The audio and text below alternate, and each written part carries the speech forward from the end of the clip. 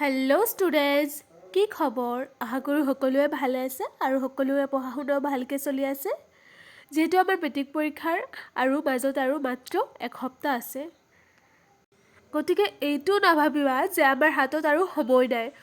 এসপ্তাহ সময় বহুত হয় আৰু এতিয়াও যদি চেষ্টা কৰা তেতিয়াহ'লে ভাল এটা পাৰ্চেণ্টেজ পাবলৈ সক্ষম হ'বা। 90% নহ'লেও তোমালোকে মিনিমাম 70-60% পাবলৈতো সক্ষম হ'বাই। আৰু তোমালোকৰ কাৰণে মই যিমান পাৰিম তোমালোকক সহায় কৰিবলৈ চেষ্টা কৰিম। সেইকাৰণে মই আজি তোমালোকৰ কাৰণে লৈ আহিছোঁ ছ'চিয়েল ছায়েন্সৰ জিঅ'গ্ৰাফী পাৰ্টটো লৈ আহিছোঁ। ইয়াৰ আজি মই কেইটামান ইম্পৰ্টেণ্ট কুৱেশ্যন টিক কৰি দিম আৰু কোনটো চেপ্টাৰৰ পৰা কিমান মাৰ্ক আহিব সেইটোও কৈ দিম। তোমালোকে ভিডিঅ'টো চাই যাবা আৰু তোমালোকে মোৰ চেনেলটো ছাবস্ক্ৰাইব কৰিবলৈ নাপাহৰিবা। তোমালোকে মোৰ চেনেলটো ছাবস্ক্ৰাইব কৰিবা, লাইক কৰিবা, যিহেতু তোমালোকৰ কাৰণে মই ইমান কষ্ট কৰি ভিডিঅ'বোৰ বনাওঁ। সেইকাৰণে অনুগ্ৰহ কৰি লাইক এটা কৰি দিবা। ইয়াৰ প্ৰথমটো চেপ্টাৰ আছে অৰ্থনৈতিক ভূগোল, বিষয়বস্তু আৰু সম্পদ।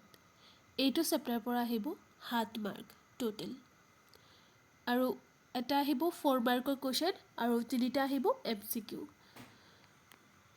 আমাৰ দ্বিতীয়টো চেপ্টাৰ হ'ল পৰিৱেশ আৰু পৰিৱেশৰ সমস্যা।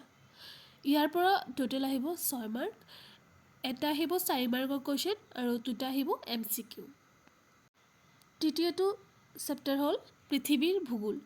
ইয়াৰ পৰা আহিব 8 মাৰ্ক টোটেল, এটা আহিব 5 মাৰ্কৰ কুৱেশ্যন আৰু 3টা আহিব MCQ 1 মাৰ্কৰ। আমাৰ চতুৰ্থটো চেপ্টাৰ হ'ল অসমৰ ভূগোল। ইয়াৰ পৰা চবতকৈ হায়েষ্ট মাৰ্ক আহিব, ইয়াৰ পৰা 14 মাৰ্ক আহিব টোটেল। তাৰ ভিতৰত আহিব মেপ অফ আছাম 4 মাৰ্কৰ আহিব আৰু 4 মাৰ্কৰ এটা লং কুৱেশ্যন আহিব আৰু বাকীকেইটা MCQ থাকিব। তোমালোকে তোমালোকৰ নিজৰ নিজৰ কিতাপত চাই ল'বা সূচীপত্ৰটো। আমি এতিয়া অনুশীলনী কুৱেশ্যনকেইটা চাই লওঁ।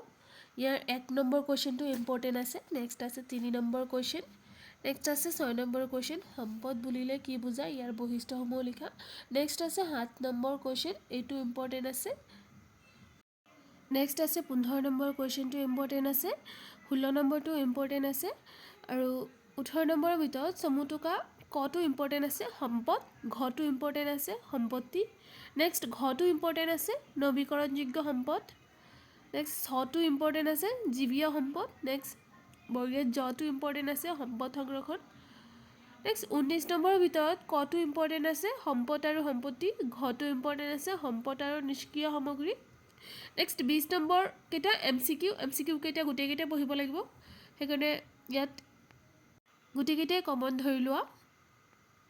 নেক্সট আমাৰ দ্বিতীয়টো অধ্যায়ত যাওঁ, পৰিৱেশ আৰু পৰিৱেশৰ সমস্যা। ইয়াৰ আমি ইম্পৰ্টেণ্ট কুৱেশ্যনকেইটা চাই লওঁ অনুশীলনীৰ ভিতৰত। ইয়াৰ অনুশীলনী কুৱেশ্যনৰ ভিতৰত 8 নম্বৰ কুৱেশ্যনটো ইম্পৰ্টেণ্ট আছে, পৰিৱেশৰ পৰিৱৰ্তনৰ প্ৰধান কাৰকসমূহ লিখা। নেক্সট আছে 16 নম্বৰ কুৱেশ্যন, পানী প্ৰদূষণ কি আৰু কেনেকৈ হয়। নেক্সট আছে 17 নম্বৰ কুৱেশ্যনটো মাটি প্ৰদূষণৰ বিষয়ে চমুকৈ লিখা। নেক্সট আছে বায়ু কেনেকৈ প্ৰদূষিত হয়, 18 নম্বৰ কুৱেশ্যনটো ইম্পৰ্টেণ্ট আছে।